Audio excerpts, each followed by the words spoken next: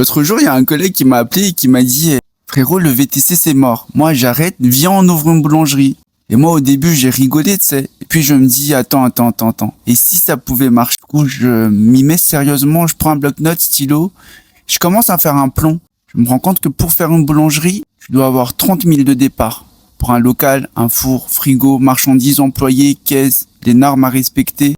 Et puis j'y pense et je me dis, mais en fait, il faut que tu te lèves à 2 heures du mat, tu bosses 13 heures non-stop, et ça, tu fais ça 6 jours sur 7, ou peut-être 7 sur 7, pas de week-end, pas de congé, pas de pause. Et c'est physique. Tu portes, tu pétris, t'es debout, t'as chaud, la farine, la fatigue, les clients. C'est pas le Club Med en vrai. Et le pire, si ton four il tombe en panne, tu peux rien vendre. Tu perds tes chiffres de la journée, le loyer, le salaire, les charges, ils tombent quand même. Alors je me suis dit un truc, ouais, VTC c'est dur. Mais tous les business sont durs.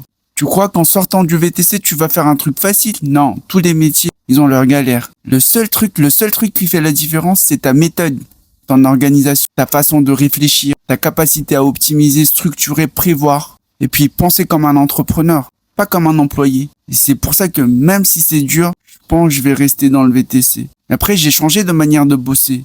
J'ai appris à être stratégique, à gagner du temps, à économiser de l'argent, à éviter les pièges. Et aujourd'hui, je te partage tout ça gratuit. J'ai un guide que moi j'aurais aimé avoir quand j'ai commencé. C'est pas pour te vendre du rêve, mais pour t'éviter des galères. Alors clique en commentaire, tu télécharges. Si t'es sérieux, ça va t'économiser des mois de stress et de mauvais choix. Force à toi.